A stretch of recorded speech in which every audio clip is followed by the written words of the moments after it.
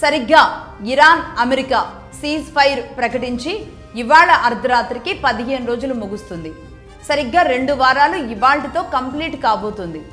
నిన్నటితోనే ఏం జరగబోతుంది, 14వ రోజు చేరుకునే వరకే మరి చర్చలకి కూర్చోబోతున్నారా అని అందరూ ఆసక్తిగా ఎదురు చూస్తున్నారు. నిజానికి చివరి రోజు మళ్ళీ 2వ దఫా చర్చలకి సిద్ధమయ్యినాయి 2 దేశాలు కూడా. అయితే ఇక్కడ ఒక ట్విస్ట్ ఏంటి అంటే, అమెరికా నుంచి జేడీ వాన్స్ అమెరికా ఉపాధ్యక్షుడు వైస్ ప్రెసిడెంట్ ఇస్లామాబాద్కి బయలుదేరడం కూడా జరిగింది చర్చల కోసం. కానీ ఇక్కడ ఇరాన్ ట్విస్ట్ ఇచ్చింది. చర్చలకి మేము రావడం లేదు అని చెప్పేయడం జరిగింది.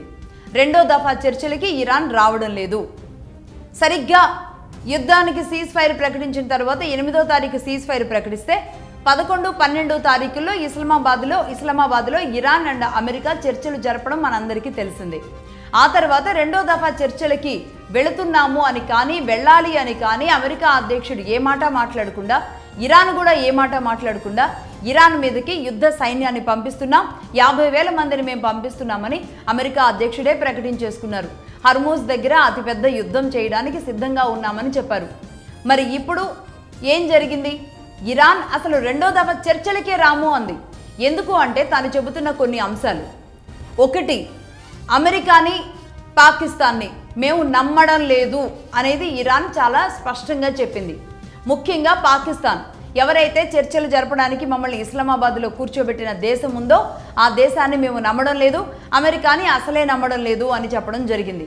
మరి ఈ నేపథ్యంలో America vice president JD Vance ఒక్కళ్లే ప్రస్తుతానికి ఇస్లామాబాద్కి వెళ్ళి కూర్చున్నారు.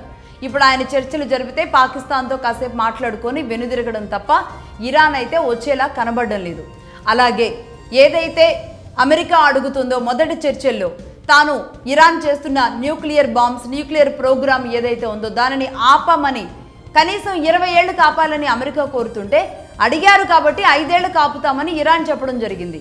ఇప్పుడు అంటోంది ఇరాన్, ఈ 5 ఏళ్లు కూడా మేము ఆపం, ఏం చేసుకుంటారో చేసుకోండి అంటోంది. ఆపే ప్రసక్తే లేదు అని ఖరాఖండిగా చెప్పేస్తోంది. అలాగే తాను చేస్తున్న యురేనియం ఎన్రిచ్మెంట్ ప్రోగ్రామ్ ఏదైతే ఉందో దానిని ముందుకు తీసుకువెళ్లడంలో వెనక్కి తగ్గే ప్రసక్తే లేదు అనేది చెబుతుంది. అలాగే ఇరాన్ దగ్గర ఉన్న యురేనియం కానీ ప్లూటోనియం కానీ ఈ రెండింటిని ఏదైతే కోరుకుంటుందో అమెరికా తనకి హ్యాండ్ ఓవర్ చేయాలని, అది కూడా ఇచ్చే ప్రసక్తే లేదు అని స్పష్టం చేసింది ఇరాన్. సో మొత్తంగా తన బలం కోసం తన ఆయుధాలను తయారు చేసుకోవడం తాను సిద్ధం, అందులో వెనక్కి తగ్గేది లేదు అనేది ఒక క్లారిటీ అయితే పూర్తిగా ఇచ్చేసింది. ముందు దాని మీద మీరు ఆలోచనలు జరిపి దానికి సిద్ధమైతే చర్చలకు రండి తప్ప, మేము మొదటి విడతలోనే మా చర్చలు మా ఎజెండా చెప్పేశాం, మేము అదే స్టాండ్ మీద ఉంటాం తప్ప మీరు చెప్పినట్లుగా న్యూక్లియర్ బాంబులు ఆపడం అనేది జరగదు. కానీ ఇక్కడ జరిగింది ఏంటి తర్వాత మాట్లాడదాం.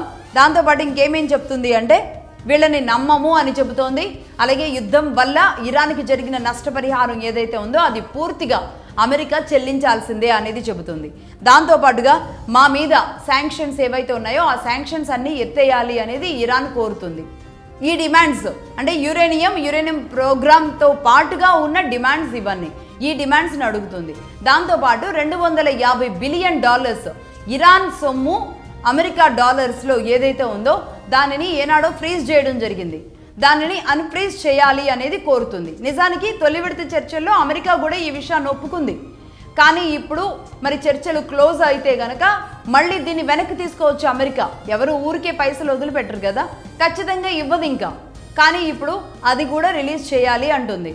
అలాగే మేము యుద్ధానికే సిద్ధంగా ఉన్నాం, అంతేగాని న్యూక్లియర్ ప్రోగ్రామ్ని ఆపే ప్రసక్తే లేదు అనేది ఇరాన్ చాలా స్పష్టంగా చెప్పిన పరిస్థితి కనబడుతుంది.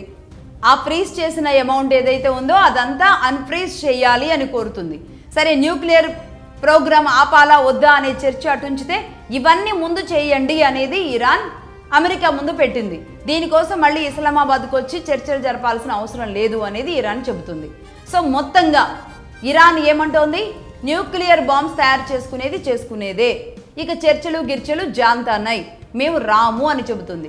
రైట్, మొత్తానికి ప్రపంచం ఈ బుధవారం కోసమే ఎదురు చూస్తుంది. సరిగ్గా ఇవాళ అర్ధరాత్రి తర్వాత ఏం జరగబోతుంది అనేది అర్థం కావడం లేదు. ఎందుకంటే సీజ్ ఫైర్కి ముందు అమెరికా అధ్యక్షుడు ట్రంప్ ఏం చెప్పారు, ఇక మొత్తం ఇరాన్ సివిలియన్స్ అంతా కూడా ప్రాణాలు గుప్పెట్లో పెట్టుకోండి, మొత్తాన్ని లేపేస్తున్నాం, నేలమట్టం చేయబోతున్నాం ఇరాన్, 24 అవర్స్ టైంలో అని ట్రంప్ చెప్పారు. దానికే కదా పోపు కూడా అలాంటి వ్యాఖ్యలు చేయడం తప్పు అని చెప్పడం వల్ల పోపును కూడా విమర్శిస్తున్నారు ఈ అమెరికా అధ్యక్షుడు. అలా చెప్పిన సరిగ్గా 24 గంటల్లో 48 గంటల్లో 15 రోజుల సీజ్ ఫైర్ అంటూ ఆయనే ప్రకటించేశారు. ఇరాన్ మేము ఇంకా ఫ్రెండ్స్ అయిపోయాం, ఇంకా ఇరాన్ పునర్నిర్మాణం అమెరికానే చేస్తుంది అంటూ ఉబ్బితబ్బుబ్బైపోయారు. ఇక మొన్న శుక్రవారం రోజే ఆయన ఇంకొకటి ఉల్లాసంగా ఉత్సాహంగా చెప్పారు అన్నాను కదా. ఏం చెప్పారు? ఇరాన్ ఒప్పేసుకుంది, ఇరాన్ తగ్గింది, అయినా సరే నేనే దళాలను పంపిస్తున్నాను, ఇరాన్ మొత్తం కూడా సరెండర్ అయిపోయింది, యురేనియం కూడా మాకు అప్పగించేస్తానంది అని మొత్తం ప్రపంచ దేశాలు అన్నీ చూస్తూ ఉండగా అదే వైట్ హౌస్ లాన్లో ఉండి మరీ చెప్పారు అమెరికా అధ్యక్షుడు ట్రంప్. ఇది ఎంత ఘోరం అంటే ఆ రోజు కూడా చెప్పాం, ఇరాన్ అక్కడ ఒప్పుకోలేదు, ఇరాన్ దాన్ని ఖండిస్తోంది అని. అయినా సరే ఈయన ఇలాంటి వ్యాఖ్యలు చేస్తారు ఒక అమెరికా అధ్యక్షుడు అయ్యుండి. ఇప్పుడు ఆయన తల ఎక్కడ పెట్టుకుంటారు? నిజంగా పాకిస్తాన్ ఎక్కడ పెట్టుకుంటుంది తన తల? ఏమైనా అంటే వీళ్ళు ఈ 2 దేశాలని నేను నమ్మడం లేదు అని ఇరాన్ చెప్పింది అంటే ఈరోజు ప్రపంచ దేశాల్లో పాకిస్తాన్ పరిస్థితి ఏంటి, అమెరికా పరిస్థితి ఏంటి? ఇది సిచ్యువేషన్. సో మొత్తానికి ఇరాన్ అయితే చర్చలకు వెళ్ళను అని చెప్పింది. ఏమో ఇప్పుడు నేను చెబుతున్న సమయానికి ఇంకా కొన్ని గంటల తర్వాతకి పరిస్థితి ఏమైనా మారింది అనుకోండి, ఇరాన్ చర్చలకి వెళ్ళొచ్చు. లేదు అంటే మనకు అందుతున్న పూర్తి మగధా ఎప్పుడు పూర్తిగా డీటెయిల్స్ తీసుకునే ఇస్తుంది. అది అమెరికా నుంచి అయినా, ఇరాన్ నుంచి అయినా, ఇజ్రాయెల్ నుంచి అయినా సరే యుద్ధానికి సంబంధించి. ఇరాన్ అయితే ఎట్టి పరిస్థితుల్లో అడుగు కూడా ముందుకు వేయడానికి ఈ చర్చల విషయంలో సిద్ధంగా లేదు అనేది మనం ఖచ్చితంగా చెప్పొచ్చు.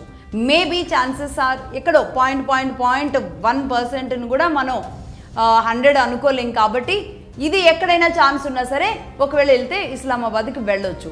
బట్ కానీ వెళ్ళినా సరే ఇదే విషయాలు చెబుతుంది. ఎట్టి పరిస్థితుల్లో ఈ న్యూక్లియర్ ప్రోగ్రామ్ని ఆపే విషయంలో వెనక్కి తగ్గేలా అయితే ఇరాన్ లేదు.